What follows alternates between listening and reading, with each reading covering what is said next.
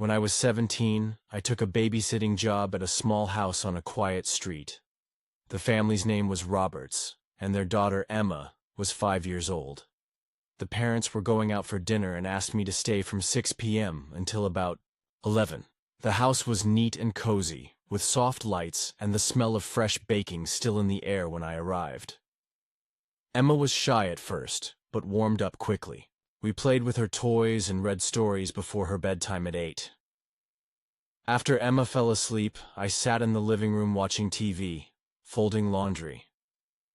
The house was peaceful, and the street outside looked empty through the window. About an hour later, I heard a soft knock at the front door. I wasn't expecting anyone, so I looked through the peephole.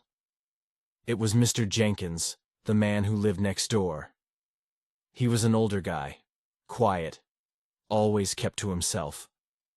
We'd said hello a few times, but nothing more. I opened the door a little and asked, "Hey, Mr. Jenkins, is everything okay?" He smiled, but it didn't reach his eyes. "I just wanted to borrow some sugar," he said in a low voice. I hesitated. It was late, and I wasn't sure if I should let him in. "Sure," I said finally. "Just a minute." I went to the kitchen, grabbed a small box of sugar, and handed it to him through the door. He took it slowly, staring at me. "Thanks," he said quietly. He left without another word. I locked the door and went back to the living room, feeling a little uneasy. I thought maybe I was just being jumpy. About 20 minutes later, I heard another knock. I looked again through the peephole. Mr. Jenkins was standing there, but this time his face was closer to the door. He said, "I forgot to ask, is Emma okay?" I swallowed hard. "She's asleep," I answered. He smiled again, slowly. "Good," he said. He left without asking for anything else. I felt a chill. I locked the door tighter and sat back down. I tried to focus on the TV, but my eyes kept drifting to the window. Minutes later, I heard footsteps on the porch. I didn't want to look. Then, a soft tapping on the window in the living room. I jumped and looked up. Mr. Jenkins was standing outside, looking straight at me. I didn't answer. I moved to the kitchen and called the Roberts home number. No answer. I texted them. No reply. I felt trapped. I called my mom, whispering about what was happening. She told me to call the police if I felt unsafe. I looked outside again. Mr. Jenkins was gone. I locked every door and window. The rest of the night passed slowly. Emma slept through everything. When the Roberts came home, I told them what happened. They looked worried but said Mr. Jenkins had lived next door for years without trouble. The police said they would check on him. Weeks later, I heard that Mr. Jenkins had moved away suddenly. No one knew why. Sometimes when I'm babysitting in a quiet house, I remember those soft knocks, the quiet taps, and the smile that didn't reach his eyes, and I wonder if he was really just a neighbor or something else.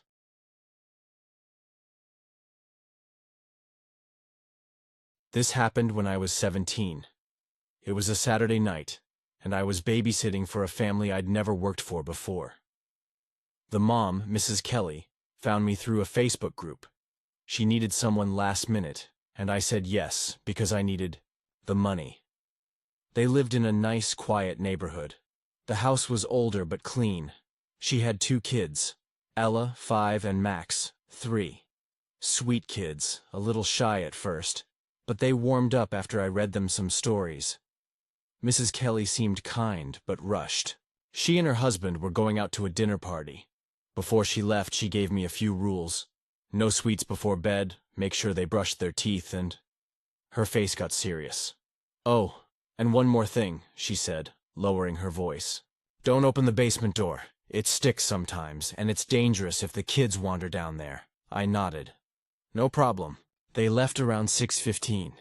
I made mac and cheese for dinner, let the kids watch a cartoon, and then got them ready for bed. By 8 p.m., they were both asleep in their room. That's when I noticed something weird. I passed the basement door on the way back to the living room and it was slightly open, just an inch or two. I froze. I was sure it had been closed before. I hadn't touched it, and the kids had been with me the whole time. I pushed it gently, and it shut with a quiet click. Then I sat back on the couch and tried to relax. Probably just a draft, or maybe the old door shifted on its own. Half an hour later, I heard a soft thud. It came from the basement. I sat up straight. Maybe something fell. Old houses make noises, right? I waited. Nothing else. I turned up the TV a little and told myself not to freak out.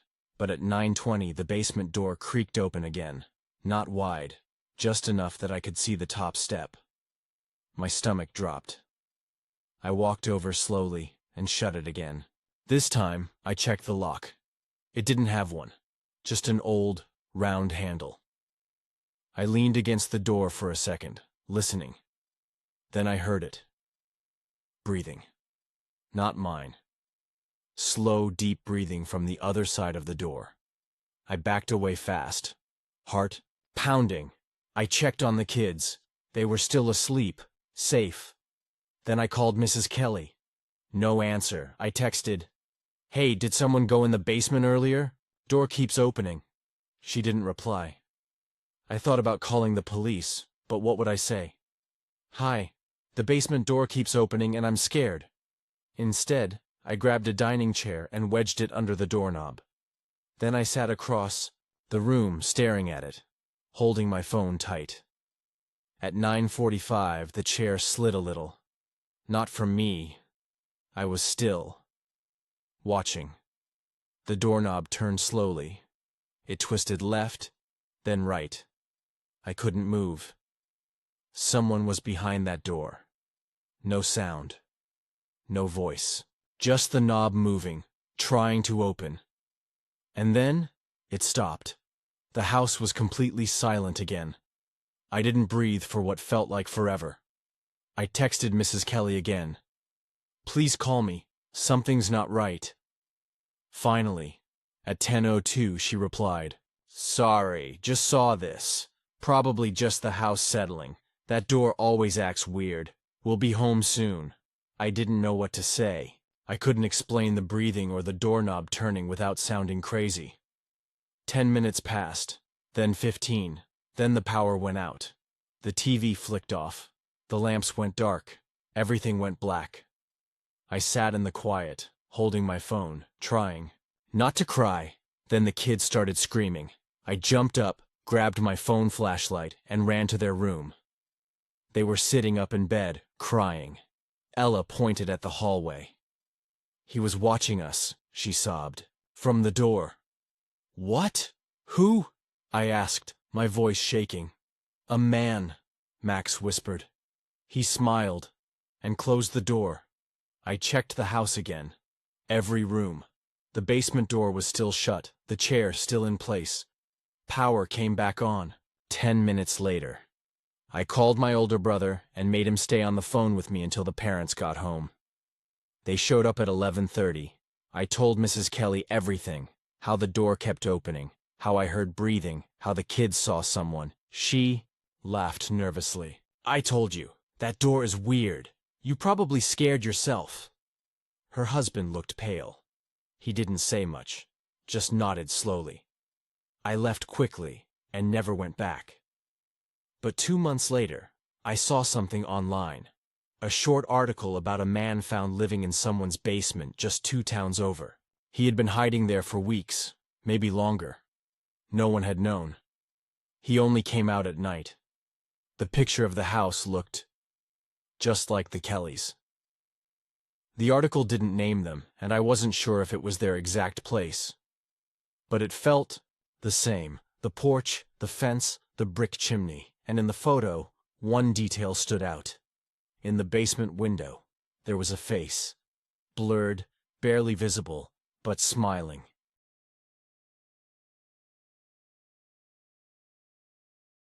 I was 18 and working as a babysitter for the Miller family. They had 2 kids, Liam, who was 7, and little Sophie, who was 4. Their house was in a quiet neighborhood, nothing fancy but nice enough. I'd babysat for them a few times before and never had a problem. One Friday night, the Millers went out to a concert. I arrived around 6 p.m., and the kids were happy to see me. I made dinner, played games, and got them ready for bed by 8:30. Liam was cooperative, Sophie a bit fussy, but eventually she fell asleep. The parents left around 9, so I was alone in the house with the kids. I sat in the living room, flipping through a magazine and checking my phone every so often. Around 9:30, the phone rang. It was the house phone, a landline they still had. The ring was loud and sharp, cutting through the quiet house. I picked up, expecting it to be the parents checking in. Hello? No answer. Just heavy breathing. Nothing else. I hung up, a little uneasy, but figured it was a wrong number or a prank call. 5 minutes later, the phone rang again. Same thing. Heavy breathing. No voice. I started to feel nervous, but tried to stay calm. I told myself it was probably kids messing around or some random caller. I turned off the ringer on the house phone and ignored it. Then, about 10 minutes later, my cell phone buzzed with a text message from an unknown number. It said, "I see you." My heart dropped. I looked around the room, feeling exposed. I texted back, "Who is this?" No reply. Suddenly, my cell phone rang. The screen showed the same unknown number. I didn't want to answer, but curiosity got the better of me. Hello? Heavy breathing again. But this time, it was closer. Like the person was right next to the phone. I hung up quickly. Then the house phone rang again. I ignored it. Minutes later, Liam came into the living room, rubbing his eyes. "Is Mommy and Daddy coming soon?" he asked sleepily. I smiled weakly. "Yeah, buddy, soon." I stayed near him, keeping an eye on the house phone. At 10:30, the power flickered. The lights dimmed for a second, then came back on. My phone buzzed with another text. Same unknown number. They're watching. I looked at Liam and Sophie's closed bedroom door. My hands were shaking. I put my phone down and tried to focus on the kids. But then, the basement door creaked open. I froze. I hadn't heard the door move before. It was always closed and locked. Stood up and walked to the hallway, heart pounding. The basement door was slightly ajar. I reached out slowly and closed it firmly, locking the deadbolt. Then, the phone rang again. Both phones. I didn't answer. My cell buzzed once more. This time, it was a video message. I opened it with trembling hands. The video was dark and grainy. A shadowy figure stood outside the house, staring up at the window where Liam and Sophie's bedrooms were. The figure wasn't moving, just watching. I gasped. I showed the video to Liam, but he just shrugged. I tried calling the police, but my hands were shaking so badly I kept messing up the numbers. Then, from upstairs, I heard footsteps. Slow, heavy footsteps. Not Liam or Sophie's. Someone else. I ran upstairs to check. The kids were still in bed, eyes wide with fear. The footsteps stopped right outside the bedroom door. I held my breath. A faint knock. Then silence. I unlocked the door and pulled the kids close. I called 911 and finally managed to tell the dispatcher what was happening. Police arrived 20 minutes later. They searched the house but found no one. The basement was empty. No footprints outside. No signs of forced entry. They told me sometimes people play cruel games to scare babysitters, but I knew it wasn't just a game. Because before they left, the police officer handed me a small folded paper. On it was written, in shaky handwriting, "Next time, I won't just watch." I quit babysitting that night.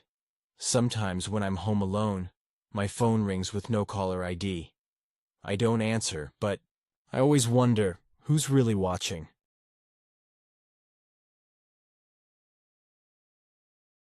When I was 16, I took a babysitting job at a house near the mall. It was a Saturday evening, and the parents, the Parkers, wanted me to watch their son, Joey, who was 6 years old. I'd babysat for them once before, so I felt comfortable going back. Joey was sweet but shy. His parents left at 7 p.m. saying they'd be back by 10. The house was quiet, neat, and felt safe. I made dinner for Joey, helped him with homework, and then we played board games. By 8:30, Joey was ready for bed. He brushed his teeth while I packed up the kitchen. At 9 p.m., I decided to take a break. I went outside to the driveway to get some fresh air. The neighborhood was quiet except for the faint sound of cars passing on the nearby street. That's when I noticed a man standing across the parking lot in front of the mall, about 2 blocks away. He was wearing a dark jacket and a baseball cap pulled low, so I couldn't see his face clearly. I felt a small knot of unease in my stomach. He was just standing there, looking straight at the house. I blinked and looked away, thinking maybe I was imagining it, but when I looked back, he was still there. I called Joey inside, but he was already upstairs in bed. I locked the front door and checked the windows. Everything was shut tight. I tried to tell myself it was nothing. Maybe just someone waiting for a ride or a friend. But then, my phone buzzed. It was a text from an unknown number. "I'm watching." My heart jumped. I looked toward the parking lot again. The man was gone. I rushed inside and locked every door. Joey was asleep, but I couldn't calm down. I sat on the couch and called the Parkers. No answer. I texted, "Is someone supposed to be here?" No reply. Then I heard the sound of the front doorbell, a loud, sharp ring. I froze. Why would someone ring the doorbell if I didn't know them? The Parkers didn't mention any visitors. I looked through the peephole. No one. Just empty porch steps. Opened the door a crack. No one in sight. But then I heard footsteps running fast away from the house, down the sidewalk. I slammed the door shut. My hands shook. I wanted to call the police, but I was scared they might come late. At 9:45, the doorbell rang again. This time, 3 quick rings. I didn't answer. Then the phone buzzed with another text. "I'm closer now." I dropped the phone on the couch. I went to Joey's room and sat beside him. He was still sleeping peacefully. I wanted to believe the texts were a prank. Maybe someone messing with me because I was young and alone. But my gut told me something was very wrong. At 10:15, I heard a loud bang on the front door. I jumped up and ran to the window. Outside, I saw a shadow moving quickly into the bushes beside the house. I locked the door again and grabbed the biggest kitchen knife I could find. The banging stopped. Then, silence. I sat with Joey until the Parkers finally came back around 10:45. I told them everything. The man in the parking lot, the texts, the doorbell ringing, the banging. Mrs. Parker's face went pale. "We've never seen this before," she said quietly. Her husband nodded, but said nothing. Before they left with Joey to the car, I noticed the deadbolt on the door was loose. They had told me to lock it, but I realized now it must have been broken a long time ago. Later, when I got home, I saw a news alert. A man had been arrested near the mall for stalking several families. He had been watching houses, breaking into some, but no one knew who he was or what he wanted. The police said he disappeared after they caught him, but no one knew if he was working alone. I never babysat alone again, and sometimes, late at night, I still wonder what might have happened if I'd opened the door.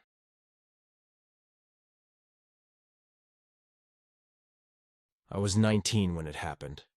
I'd been babysitting for the Harris family for a few months. They lived just outside of town, in a quiet cul-de-sac surrounded by woods. Their house was modern, spacious, and always spotless. Mr. and Mrs. Harris were polite but distant, like people who smiled with their mouths, not their eyes. They had one kid, Mason, a quiet, sweet 6-year-old who loved puzzles and bedtime stories. I never had any issues with him. The job was easy. Feed him dinner, keep him entertained for a few hours, and put him to bed by 8. This night started like any other. The Harrises left around 6:30 p.m. for some charity event. I heated up chicken nuggets for Mason. Then we played a board game and watched some cartoons. By 8:15, he was tucked in and half asleep. After checking the locks on the doors, something I always did, I settled on the couch with my phone. Their living room had a wide-open layout. From the couch, I could see the hallway that led to the bedrooms, including Mason's. It was dimly lit, but I left the hallway light on in case Mason got up.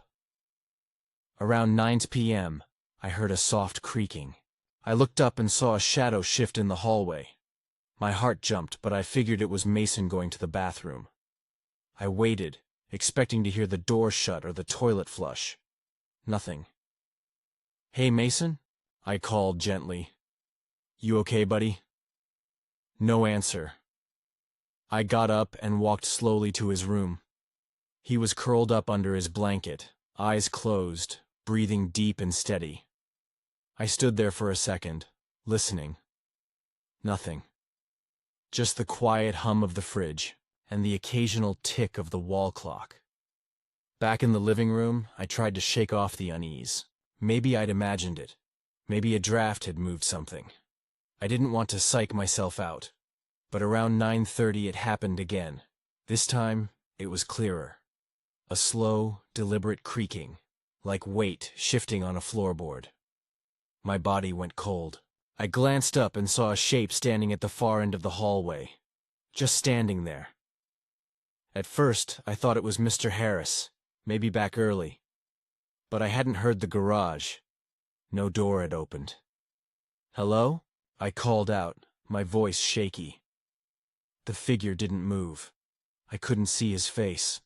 The hallway light was behind him, throwing his front side into darkness. But I could tell he was tall, much taller than Mr. Harris. I stood frozen. Every instinct screamed at me to run, but I had Mason to think about. I grabbed the heavy glass lamp off the side table and held it like a weapon as I slowly stepped forward. "Who are you?" I demanded, trying to sound brave. Still, the man didn't move. I flipped on the hallway light. The hallway was empty. I blinked, heart racing. Was I losing it? I checked every room, every closet, even under the beds. Nothing. All the doors were still locked. No windows open. Mason was still asleep, undisturbed. I returned to the couch, this time sitting upright, lamp still in hand. I didn't take my eyes off the hallway. At 10:05 p.m., my phone vibrated. A text from Mrs. Harris. "Running a bit late, home by 11. Everything okay?" I didn't want to worry her, so I replied, "All good." But it wasn't. Just after 10:30, I heard something that made my blood freeze. Breathing. Heavy, slow breathing. Close. I turned my head slowly toward the hallway, and he was back, closer now. Halfway down the hall, still standing, still watching. Could feel his eyes on me, though I couldn't see his face. I didn't move, didn't speak, just sat there, gripping the lamp so tight my knuckles hurt. Then he did something I'll never forget. He smiled, not wide, just the corners of his mouth lifting, barely visible in the dim light. But enough for me to feel sick. I bolted. I ran straight to Mason's room, slammed the door, and locked it. I didn't care if I was imagining things anymore.